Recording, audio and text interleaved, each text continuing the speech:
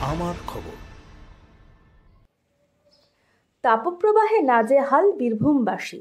সকাল 10টা বাজতে না বাজতেই তাপমাত্রা 42 থেকে 44 ডিগ্রির আশেপাশে ঘোরাঘুরি করছে।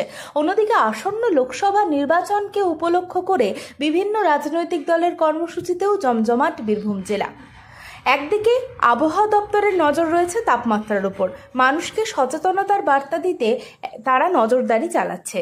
একইভাবে জারি করা হয়েছে সতর্কতাও। তবু বিভিন্ন পেশা এবং জরুরি কাজের জন্য প্রখর রৌদ্র উপেক্ষা করেই রাস্তায় নামছেন মানুষ। এর পাশাপাশি পুলিশ এবং সিভিকরাও প্রখর রৌদ্রেই পথ নিরাপত্তা থেকে শান্তি শৃঙ্খলা রক্ষা করার কাজ করে চলেছেন।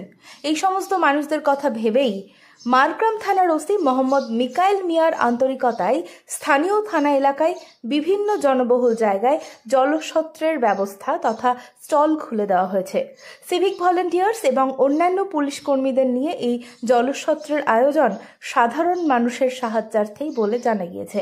শুক্রবার মারগ্রাম থানার ওসি মোহাম্মদ মিকাইল মিয়া অন্যান্য পুলিশ এবং সিভিকদের নিয়ে নিজের হাতে পথ চলতি ব্যক্তিদের জলপান করান। উল্লেখ্য, ইতিপূর্বেই মারগ্রাম থানার ওসির উদ্যোগে ট্রাফিকের মধ্যে কর্তব্যরত পুলিশ এবং সিভিক ভলেন্টিয়ারদেরকে গ্লুকোজ সহ ঠান্ডা পানীয় জল প্রদান করা হয়েছে। মারগ্রাম থানার ওসির এরূপ মানবিক রূপ দেখে এলাকাবাসী সাধুবাদ জানিয়েছেন।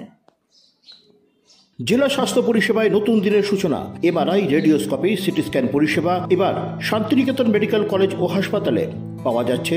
অত্যাধুনিক ব্লাড ব্যাংক ও প্যাথোলজি ল্যাবের সুবিধা রয়েছে।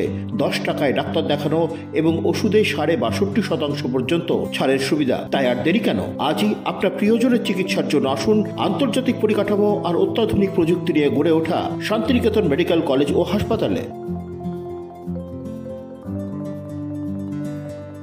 দেখতে চোখ রাখুন আমাদের ফেসবুক ও ইউটিউব চ্যানেলে।